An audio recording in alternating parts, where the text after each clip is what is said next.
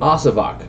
Alright, so she has 2 masteries, Solar and Death. So right now you have Solar for damage, Gravity for support, and Death for healing and damage prevention. 30 health, perfect. Her ability, store an action card from your discard pile under your hero if nothing is stored. Or swap a card stored under your hero with an action card in your hand or discard pile. Now, with her being Astral, this really helps you manipulate the top of your discard pile, or just getting cards back in your hand in a kind of a slow way. She is going to be a crazy good card. I'm going to give her a 4.5, like right up there, almost 5, because she's really good, but obviously she's hybrid here, it has to be in a specific deck. But her ability to manipulate your graveyard, mind you, it has to be the top card. Or no, any card. It's any card. Never mind. No, she's a 5-star. She's a 5-star. Store any action card from your discard pile under your hero if nothing is stored, or swap a card under your swap a card from the action pile onto your discard pile, or oh no, it just swap a card stored under your hero with an action card. So it doesn't go on the top, it swaps the location of where it's at. I do believe that's how it works in the game. So you won't be able to manipulate the top of your discard pile, but just being able to bring back cards that don't have burn in a slow manner to continuously reuse them for cards that you don't care about in a certain matchup makes this hero so good. Means your deck can be full of situational cards, and then you can slowly cycle them out for like, okay, this card's going to do nothing for this matchup, but the card that I laid 2 turns ago is going to be a killer card to lay 4 or 5 times in this one game. So I'll slowly keep bringing those cards back, lay them, store them under my hero, lay them, store them under my hero. Because they're stored under your hero, people can't remove them and put them back. Like, under your hero is the best place to store cards now, especially if they don't have burn. And you can just keep doing that. You can keep bringing cards back that you want to use. Her ability is so broken, it's going to be nuts. I misread this the first time. Thanks God I'm doing this review, because I thought it was store the top action card of your discard pile under your hero. So it's like you have to plan it right. But no, it's just an action card, which just blows my mind that you can manipulate your graveyard and your hand that much, like that much with one card. She's a 5-star hero. I'm going to see so much of her being deck built, especially like I said, with gravity, with deck manipulation, with your death, bringing all those cards back. You can equip items to her to bring all this other stuff back to make her very situational. You can even bring items back this way, so that even if your items get killed, you can bring them back to your hand slowly and replay them again. So like, it's not even that detrimental. Like, she is so good. That is such a good hero power. Mind you, it's going to take you a few turns to utilize it, but at the same time, it's like, dude, I don't care. I get a card back that I desperately want to get back. I can bring Solar's Gravity's buff removal back and just keep removing your buffs. I can bring my walls back and keep laying the walls. I can just do anything I want because I can bring any action card that does not have burn back to my deck, which is insane. Like, that is going to be so good. 5-star all around. Like, that hero, I cannot wait to build a deck around with that hero. Bloom and Scorch. All right, I know a lot of people have been waiting for this review because a lot of people want to do this. One of this hero. 30 health, awesome. Double mastery, fire and forest, awesome. Ability: remove one of your mountain buffs to move 2 valid nature action buffs from your hand into play.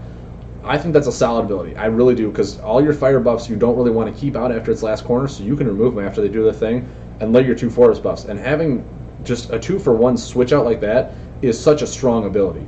I am going to give this one, I'll kind of be a little more strict on Mythical because they're all so good, it's really hard to rate them, where I won't give any 0.5s, I'll just go whatever the solid number.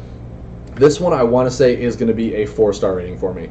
Only because if it was remove a forest buff to put 2 fire or mountain buffs into play, mind you, it says mountain and it says nature. So you can bring in the weapons, you can bring in crystal, you can bring in mountain or earth, and they'll all count as the mountain, and the earth will for nature, for beasts.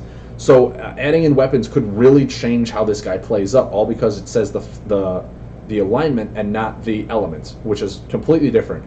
But from just looking at the card, removing a fire to put in 2 nature buffs into play means, like, after you're done being aggressive, you'll swap out to be extremely defensive, which means this game will almost want to take a long way to play unless you add in the animal weapon, or do something vice versa, where you bring out earth cards and put into nature buffs, which are just really impactful damage, where you can switch out damage for more damage, and you can just keep going like that. And if you do that, I feel like that's going to be nuts. That's going to be really good, and that's what's going to push this card into very aggressive style decks, where, like I said, you bring in the really good animal weapon, where it's like deal 3 damage if your top card of your opponent's is defend. You have animal mastery, so you can even lay animal, you can switch out all that stuff. You get weapon retrieval in there. I think this guy could be really fun to play around with just because it says mountain and nature and not fire and forest or anything like that. I think this guy, he has a lot of potential, but he's going to take a lot of deck work around, where I think without any deck editing right now, just going with the 3 alignments, he's a 4-star card for me.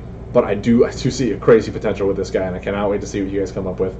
D. Malone, I know you said you were working on a Bloom and Scorch, and I can't wait to see what you have for that. I know a lot of other my friends are working on this hero too, trying to make it work, and I do think it'll utilize adding weapons into his deck, where it actually, you probably won't splash any different colors in it. It'll be red and green, and you'll utilize the fact that it's just mountain and nature as opposed to fire and forest, which is what really makes him over the top, and he'll be amazing. But like I said, it takes a lot of work. Going to be a lot of deck edits to find out which buffs are going to be better to lay over some, but I think he has some crazy potential. Very good sideboard too. He's a very diverse hero. I can't wait to see what happens, but I just don't think he's as powerful as Asavak with retrieval from your graveyard. He's just going to be one of those where getting a 2-for-1 card is ridiculously good. That's my review on him. Farapang. Only animal mastery, 30 health. You cannot wield items. Limitations spawn creativity. Got to remember that. Ability. Take 1 damage to draw 1 card face up. If it's a beast, gain an additional action. This cannot be increased by other effects. Now, card draw is insane. Card draw right now is insane. But just from his ability, I'm going to go ahead and say he's a 4-star hero, just like Bloom and Scorch. Because of how limited he is for his card pool, you cannot expand on this hero as much as you probably like to. But just for the fact that if it's a beast card, which makes you want to play beast. So this is the nature card that's beast heavy instead of the insect ones. If you draw a beast card, you get 2 actions. You drew a card for free. You took a damage. I mean, if you put cards in there like Soul of War says whenever you take damage, you draw a card. Play Soul of War. Use your ability. You take 1 damage. You draw a card for Soul of War. Then you draw another card for his ability. If it's a beast, you get an additional action. So then you can use that other action to lay that beast card or beast combo or buff that you just drew, and you draw 2 cards because you took a damage. And then Soul of War is preventing your opponent from dealing damage to you, because then you'll just draw cards. Like, this guy is such aggressive style with beasts, which is what I love to see from beasts. All the other ones were rotating your buffs. This one is drawing your whole deck and just going ham with the cards you have, getting additional actions after drawing, taking damage, drawing cards, getting yourself going like that. And I personally built a deck with this guy, and I love it. I think it plays really well. But I just, because of his limitations, because of very unique style of playing and not a whole lot of diversity, he's only getting a 4-star rating, because I feel like once people find his good deck, he's going to be a great hero, but he's only going to have that one deck. He's only going to be good in that one deck. He's not going to be good for different archetypes, for, you know, control or mid-range. He's only going to be a straight aggro hero, in my opinion, from what I've seen in all the beast cards. So that's why he only gets 4 stars from me, because he's so limited on what he can do. But what he does really well. He does really well. All right, next one. Grand Architect Halvar. Explosive Mastery, and he's Astral, Lunar, Gravity, which in my opinion is great, because those two work really well together. Explosive has way much more damage than Solar, in my opinion, because Solar is just perpetual damage. Explosive is explosive damage. 30 health, which is what I'm seeing from a lot of these mythical heroes, so I might even stop looking at the health pool. Instead of discarding, store gravity cards under this card. Right there, it doesn't say action, it says cards. So gravity combo cards also get stored under this guy. So that, like, what? Up to a maximum of 6. When 6 are stored, increase the damage of your explosive combos to other heroes by 3. So, okay, maybe after finishing reading, you don't want to lay gravity combos and have your combos be stored. Maybe you do. Maybe, I don't know. Maybe there's ways to, obviously, gravity has ways to bring back cards from your graveyard with gravity cards on, or with, like the Chimchu Infiltrator, gets you card back with all this stuff. But having your explosive combos deal 3 extra damage, that is nuts. I know for a fact they've added a lot more explosive combos, especially just buffs too. With buffs, that's an extra 3 damage on each corner that it'll do, as long as you have the gravity under you. And if you're building gravity, which is card draw, so just, I mean, you don't have mastery in gravity, which is fine. You can, you know, lay Ancestral Guide, you can lay the Gravity Snail, all this stuff to draw you cards, laying all these gravity cards really quick early game, cycle through your deck, draw those cards to put them under your card. You're going to have 6 cards under them in no time. You're going to put those 6 cards and be like, okay, cool. When 6 are stored, that's it. I mean, there's no way to remove them. There's no way to get rid of them. So as soon as those 6 go under, as soon as your gravity snails go under, as soon as your other gravity cards that you don't even care about bringing back, as soon as they go under, as long as they don't have burn, mind you, you have to be aware your buff removals will get stored into this, and once they do, there's no way to bring them back. So you kind of have to be a little wary on that too. But as soon as they get stored, they're there. You can't do anything with them. Your opponent can't do anything with them. Your explosive combos are just going to be increased for 3 for the rest of the game. He's going to be a 5-star card. Just because there's no way, it's not like your next explosive deals 3 and then move those 6 to the graveyard. It's not that. It's once they're there, all of your explosive combos, not combo buffs, explosive combos, or anything that has explosive in it, is going to deal 3 more damage, which is going to be so insane late game. Like, when you think about it, explosive, yeah, really good push damage late game. All this, or early game. Lunar, heal yourself up. Gravity, draw 3 your cards, get your support, remove buffs, all that stuff. And all of a sudden 6 is stored under there, and you're looking at just a consistent Colossi Ritual that just cannot be removed. It's your hero power. Your hero power makes it so your combos deal 3 extra damage.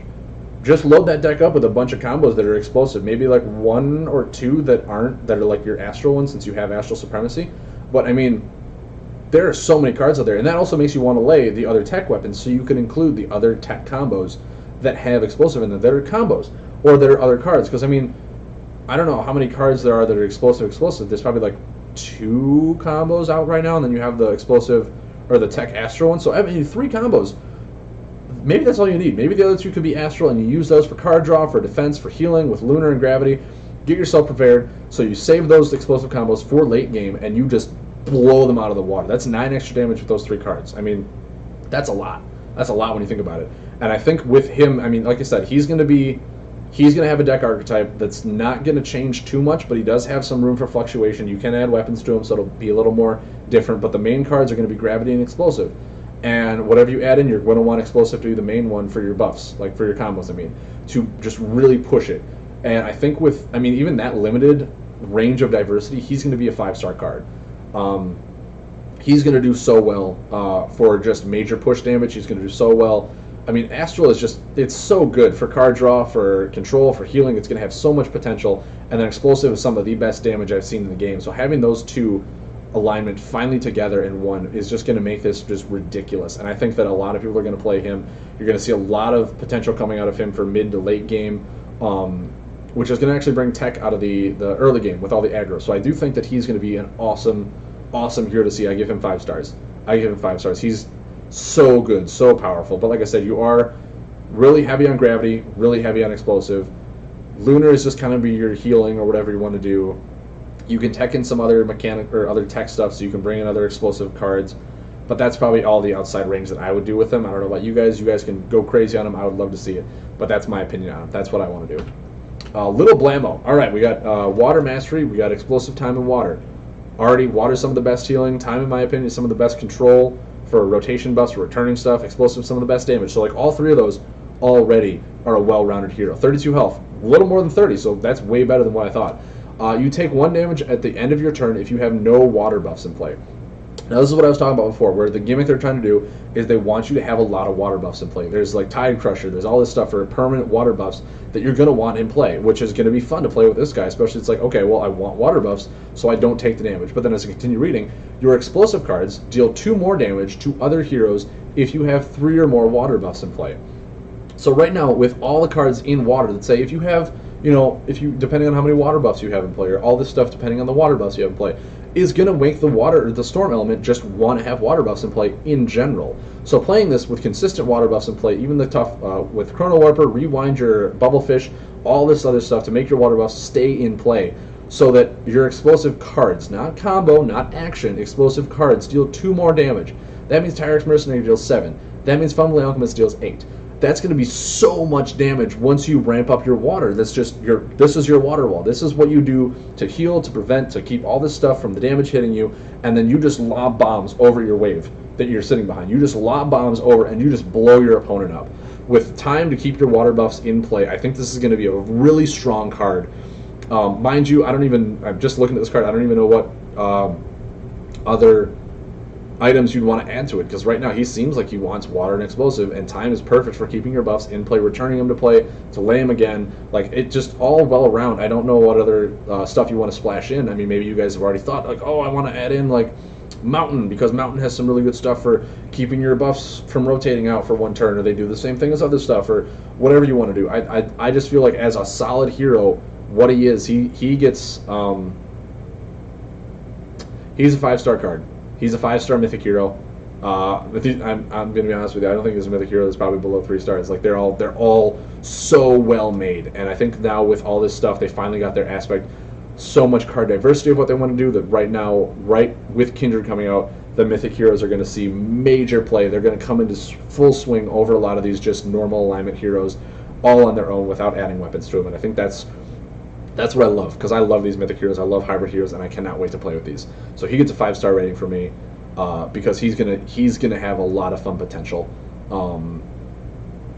just because of the 3 elements he has access to work really well together. Magrock the Imbuer. So Mastery over Shadow, has Earth, which is some of the best defense in the game. Not really much healing, but defense is really good.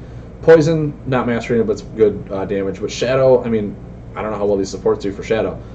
So you heal for 2 when you deal damage if you have 10 or less health. This cannot be increased by effects.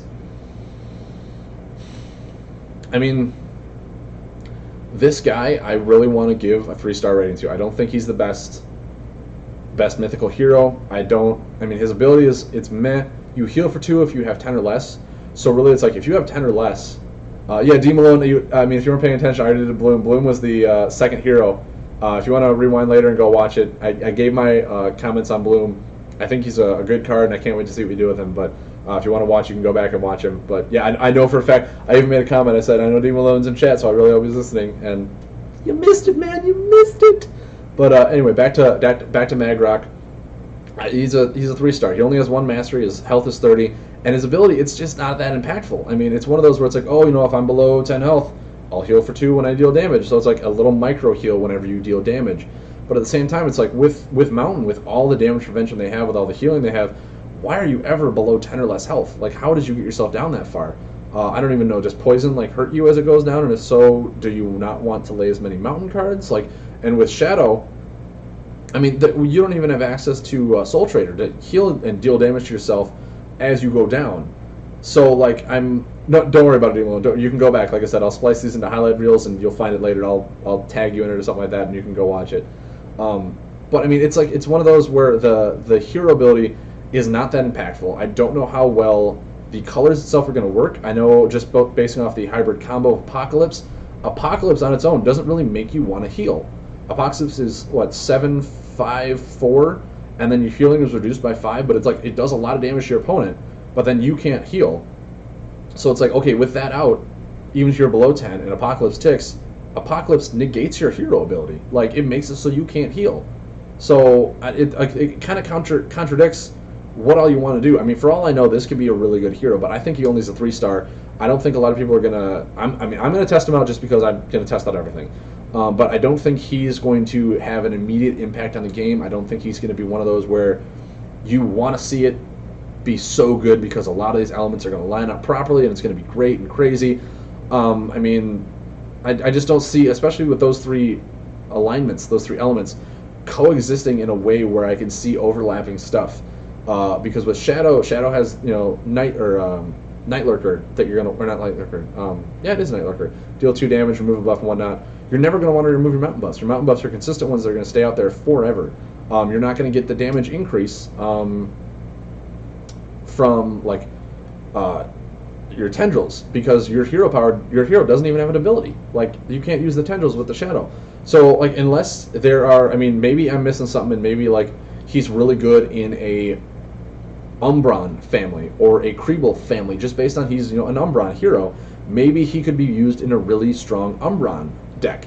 I know Dread has access to a lot of really good Umbron cards. I'm thinking that so does Mountain, now that I think about it, because I think their Earth one, their item removal is an Umbron card. So maybe you build a really good Umbron deck with this guy, and that's the type of deck you build. But just because of the Umbron family, it never really has been. It's always been the situational with the unaligned. I don't know what it brings to the actual colored families. That this guy, I mean, he just doesn't scream a whole lot of, wow, I can't wait to play this card. This guy's going to be so impactful. It's just one of those cards that's I'll see what I can do with it.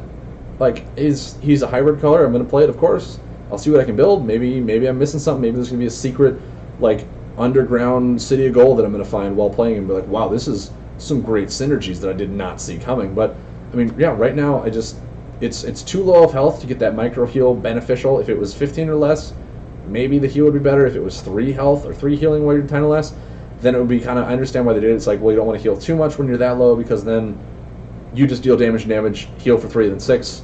Big heals while dealing damage. So it's like 4 heals if you deal damage. Below that much, you can have poison micro damage to get you micro heal, so maybe like below 10 is fine. I don't know. I'd have to play the hero to finally get my full verdict on him, but I do think that a 3-star rating, as of right now, is where I put this guy at, just because he does not seem that impactful or explosive on the game. But like I said, I could be wrong. I could build an amazingly fun deck with him, and I could go, wow, this guy's broken.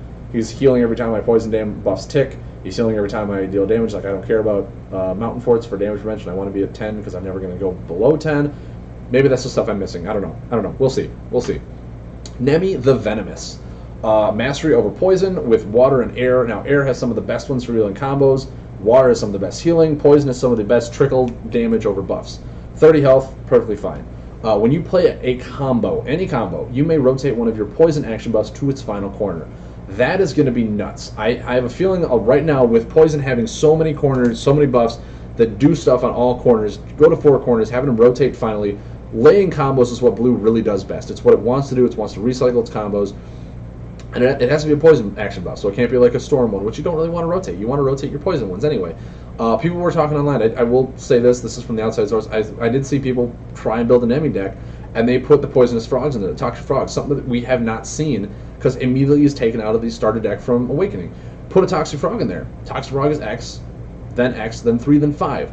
You lay that on 1 turn or whatever, then you lay a combo, rotate that. That buff alone deals 8 damage, which is solid if it's coming out in one big hit. Mind you, it's 3 then 5, so like depending on what damage prevention they have up, it could do nothing. But it's 8 damage from a card, and then your combo is also doing stuff just ridiculously just broken. Your combo goes off, we play a combo, rotate your Toxic Frog, nuts. So like the burst potential from this card could be insane. Mind you, it also means that you have to have poison buffs, which is why he's Supreme Poison. But you have to also make sure that your opponent like doesn't have any walls or prevention or damage stuff. And I feel like in this new set there is a lot of damage prevention. There isn't a lot of new walls. There's a lot of prevent the next 2, prevent all this stuff where you might not get that full benefit from laying a combo. But like I said, blue has a lot of ways to recycle your combos. So I think this guy is going to get a 4-star rating for me. Just for the fact that it deals with combos, makes me want to play this deck because blue combo, all that fun stuff. Rotation of buffs like poison that have effects on all 4 corners to its final corner is going to be nuts. I mean, especially with like Putrid Shaman, all their trickle damage is just massively increased. I think there's a lot of potential here. I don't think there's a lot of diversity, unfortunately, but we'll see. We'll see. I mean, it does say poison action buff, so you're going to want to be heavy on the poison. The blue colors, you might want to just splash in lightning so you can get some other really cool blue combo buffs. But yeah, outside of that, I don't see a whole lot of diversity being thrown in. Maybe you throw in like some astral for more card draw or something like that, but like you have to lay combos, which is universal, to make your poison buffs rotate.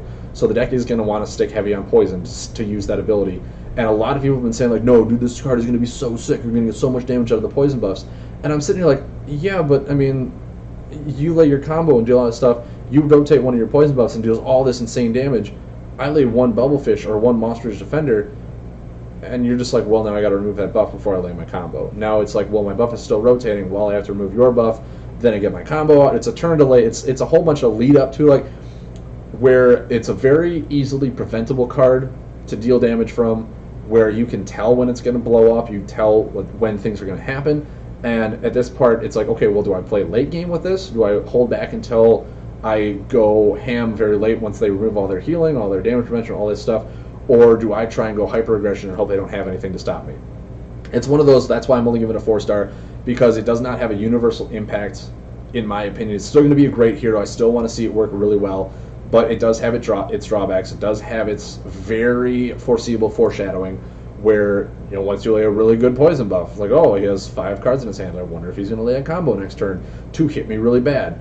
I'm going to go ahead and heal and lay a defense. Go ahead. And now they have to re-question whether or not it was a good play. Or like, it's a very, very predictable deck to play against, which is why I don't think it's going to be a 5-star deck. It's going to be a 4-star deck for me. That's why. Thundervine. Thundervine here, Lightning, Mastery, Nature, and Wind. So, good for playing combos with Wind. Nature, really good trickle healing. Lightning, really good burst damage, everything like that. When you deal damage with a Lightning card, you may discard 1 Forest card to increase it by 2. Now, I think this is going to be a really good card. I personally think this is going to be I want to say he's a 5-star hero. Right away. 5-star hero. Mind you, it is restricted, unlike Blue and Scorch was, to Lightning and Forest, so it does not really delve into too much if I want to add in items. So, like, even though it doesn't say I can include items, I really might not want to, because if he's so high-powered on just those 2 elements, I really want to focus on those 2. And at the same time, when it uses... Well, no, maybe I'll go down to 4. Maybe I'll go down to 4 with him. Maybe he's not as good as I'm thinking. I have seen a deck one of my friends built, was really good with it, really aggressive, but, like, I can see its limitations. Like I said, it all depends on how Kindred works, how all this other stuff works. His deck worked really well. I really was proud of it. I was impressed by it. It's like, holy shit. But I feel like it has so much potential that its ability makes it so restricted to what it wants to do. Because with Storm, or with Air has so much access to doing a lot of fun stuff with combos. Because especially with the new Dust King, which makes you pay for a combo and keep it in your hand. The new Dust Fiend, which makes you pay for any element combos, makes it easier to play combos. This one doesn't really seem like you want to deal combo damage unless it's with lightning combo damage. And then again, it has to be an attack. So like all of your lightning cards are going to be attack cards. And then you're going to want your forest cards to either discard or to heal. So like depending on the matchup, you get a lot of diversity out of your forest cards. You can either use your Monster's Defender for heal or block damage, or if you don't really need to block damage, you can discard it to deal 2 more damage. Like your cards become additional damage, which is fine. But I feel like this deck could be beaten with very big heals, very big defenses, stuff that really makes it so their burst damage is minimal. If you just heal a whole bunch, block through it, they're going to cycle through their cards when they discard their forest cards. I mean, it really all depends, but I do feel like it's a very limited hero with what it wants to do, but what it does really well, which is why it's only getting a 4 instead of like a 3 or a 5, because what it does, it's going to do it really well, but it's going to be one of those, like Nemi was, where it's going to be very predictable. Mind you, a lot of stuff is just coming from your hand, so you can't really put it on the board and foreshadow your plays, but coming from your hand, your Spark Wisp, yeah, can deal 7 with 2 cards, your Spark Beast can deal 8 with 2-3 cards with the buffs out. But it's just one of those, like, he has burst damage. Its burst damage could be potential 2 more. And with its diversity of bringing Forest outside of the healing to just, hey, I don't need the healing, I don't need the prevention right now, make me push for more damage, make my aggro deck go extremely fast. That's why it gets a 4 for me instead of a 3, but it gets a 4 instead of 5 because it's so limited to wanting to play only Lightning and Forest, where with the Air, I feel like you're missing the element of the Air cards to really mix in the fun combos that Air allows you to do. Mind you, Air can still be attack cards, you just don't get the benefit from the Lightning. So, like, it has a deck archetype, but it does not have a lot of diversity. That's my thought on it. Last one, guys. Last one. Stick with me here. We're almost done. True Stone. True Stone. Fire Supremacy with Tech and Crystal. Now, I've always wanted to try and build a red and orange deck with Rock Bomb. I think that's a really fun combo. I think it's like X 14 or 16, like it just massively explosive damage. Is going to be nuts. And I think it's a really good hybrid combo. It's one of the better ones that is not an attack or defend. But with this one, you increase damage by 1 if you have 3 or more mechanical buffs in play. So from what I'm seeing, the mechanical buffs, a lot of them have, at least a lot from Astral and stuff, have 3 corners. I know there's quite a few that have 4 now. So with the expansion of Kindred, this could all change, like I said. But you increase your damage done by 1 if you have 3 or more mechanical buffs in play. So it's not increase the damage by fire cards. So it's all your universal damage, which is amazing. Amazing right there on its own. Crystal's really good for support. For just what I know, it brings back buffs from the graveyard with Geode Hatchling. It can lay the... I forget which one it is. It's a Geode where all your buffs don't rotate for a turn. So like you play that when they're about to rotate, they stick around for the board. Crystal has a really good way of making sure your buffs don't go away as fast as you want them to, so you can have them all on the board. Mind you, you don't have Supremacy in Mechanicals, so you can lay 2 Mechanicals at once and get those buffs out really quick to then start increasing your damage. But, I mean, just being able to increase the universal damage by 1 is going to be really strong and really powerful. I don't think it's going to be as strong as Little Blammo will be, because Little Blammo, unless, of course, like I said, I don't know all the Kindred stuff, I don't know what we're getting with Mechanical. Little Blammo, I know for a fact the water cards are going to want to be permanent buffs that stay out there. It's going to have time to make it so they stay out there. So you're going to get that bonus with your explosive cards from your water buff staying out a lot more than I think you are with the mechanical buffs. That could be wrong. I don't know. I'm tiptoeing on the line here because I don't know the Kindred all that well.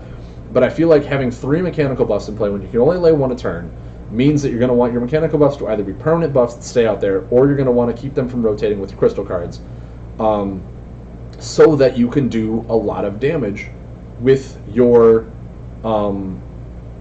damaging cards by having those mechanical buffs. But I think, like I said, it's going to be slow. You don't get to play 2 mechanical in a turn, at least that I'm aware of. Maybe there's cards that say, put 2 buffs into play from your hand if you do this or whatever. Being Mastery in Fire means that he'll want to be definitely explosive with his fire damage as soon as he gets the mechanical buffs out in play. Even not, he'll still want to push for fire damage. He'll want to do all this crazy stuff with fire. But yeah, I think he's only going to get a 4-star rating for me. I know Mythical, you only had 1 3-star, the rest were 4 or 5. That's because they're all really good, guys. All the Mythical heroes are really good. That's why they're Mythical. That's why they have all these good abilities, all these good alignments to them. I'm not saying like, there should be some 1s and 5s and everything. No, they're all good. They made all the Mythical heroes good for a reason, because they're Mythical heroes, guys. They're supposed to be amazing. But like I said, I don't see this guy. He could be good. He could be good. He might even be like, if I were to put him down in the decimals, he'd be a 3.5, just because he doesn't have Mechanical Mastery. Like, if he had Mechanical Mastery, flawless aspect. I'd love it. But he doesn't. He doesn't have Mechanical Mastery, so it's getting those mechanical buffs out fast, getting him to stay out, especially with 3 of them, just to get his benefit from it. I feel like the deck is mostly going to be built to just utilize his colors, as opposed to utilizing his hero ability. So that's why he's only getting the 4-star, because like I said, I feel like those colors are really going to mesh really well. Just in my mind, I'm trying to visualize it, because I know a lot of the crystal cards are actually becoming robots, and that's what Mechanical does really well, is mess with robots. Like Colossi Cannon is now a robot, or like a machine card, so like using some machine crystals with this could be really fun with him.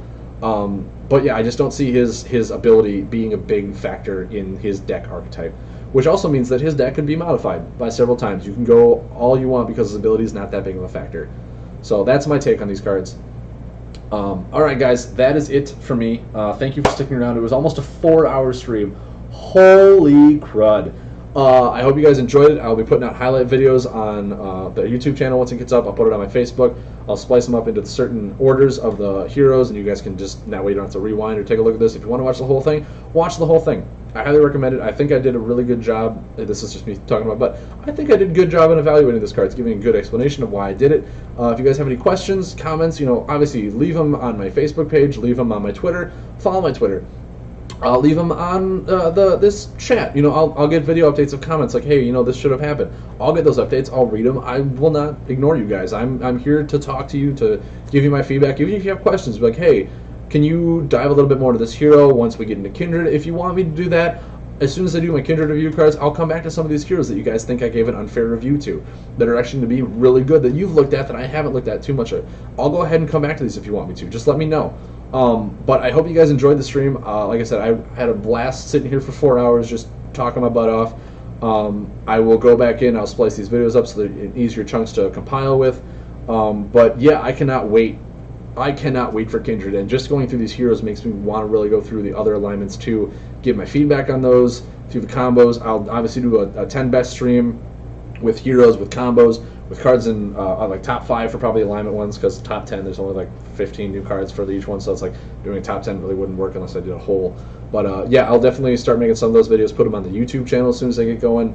Maybe I'll put them in the Twitch highlights. I don't know how well I'll do this, but I want to start getting a broad spectrum of where you guys can see pre-made videos and just live videos where I talk like this. Obviously make highlights, all this stuff, get this going for you guys. So thank you much for tuning in. Thank you very much for enjoying the stream, giving feedback. Deem Alone, I hope you go back and watch the Bloom and Scorch Man. I hope you do it. I hope you're not too discouraged by me only giving it a 4-star. I'll go ahead and say that as a spoiler.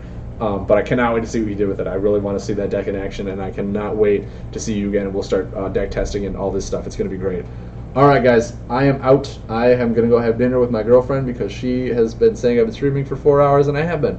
So I will see you guys later. I will hopefully be on Wednesday night. It's supposed to rain here almost every day all week, so hopefully my power doesn't go out and my car doesn't flood again, because it almost flooded last night, believe it or not. My road flooded, and we moved our cars up to a higher hill because we were not dumb this time. So I almost lost a fourth car.